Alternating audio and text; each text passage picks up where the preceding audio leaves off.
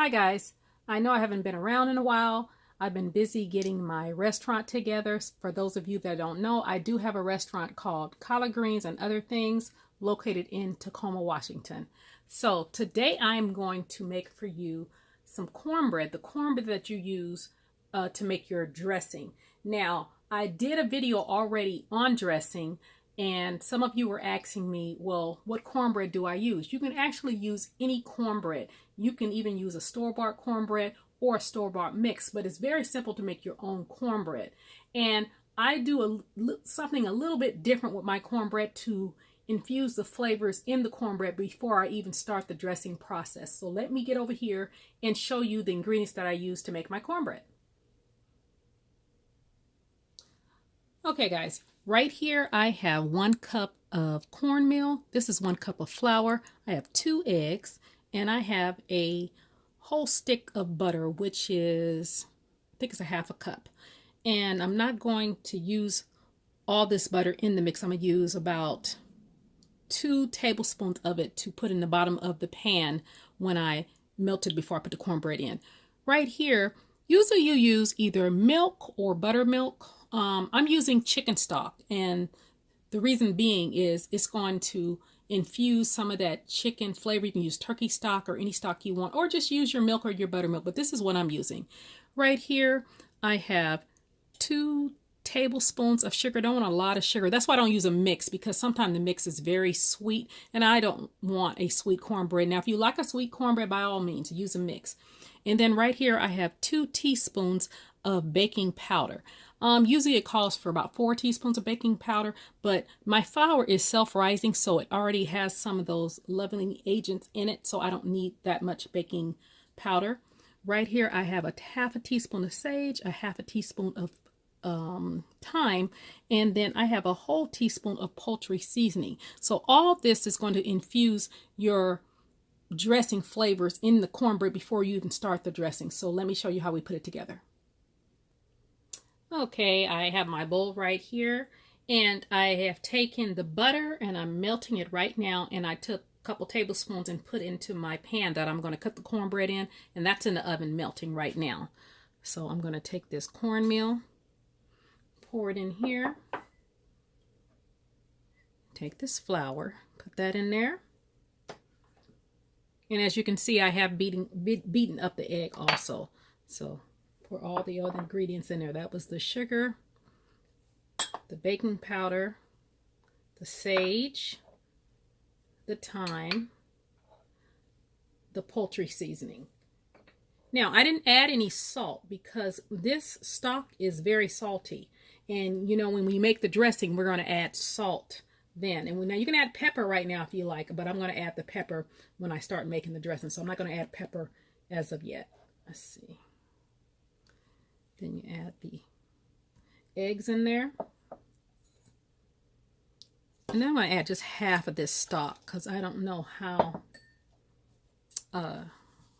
runny it's going to be, because I still got to add the pepper.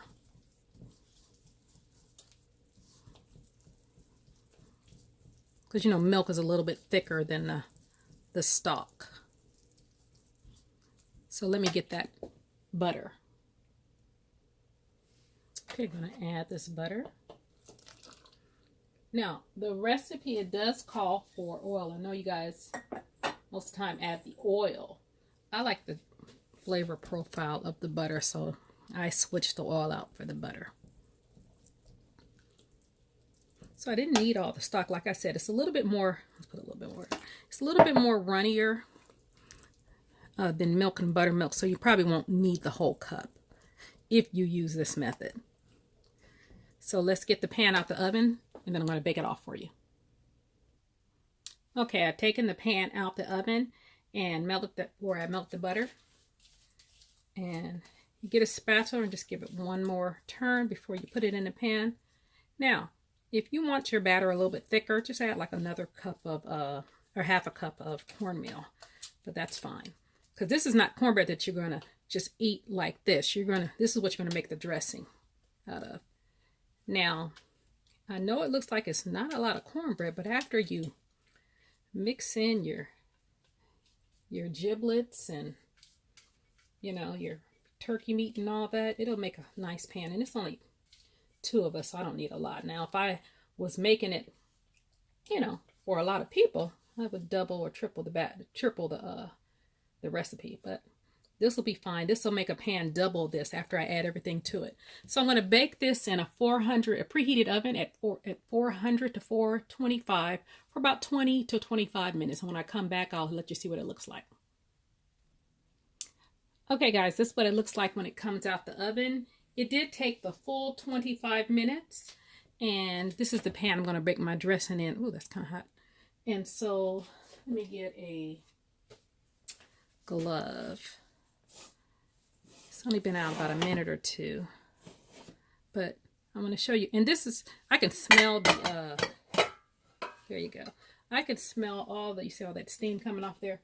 I can smell the sage and the thyme and the poultry seasoning. You usually wait till it cools off, but I'm going to show you. Just kind of start breaking it up.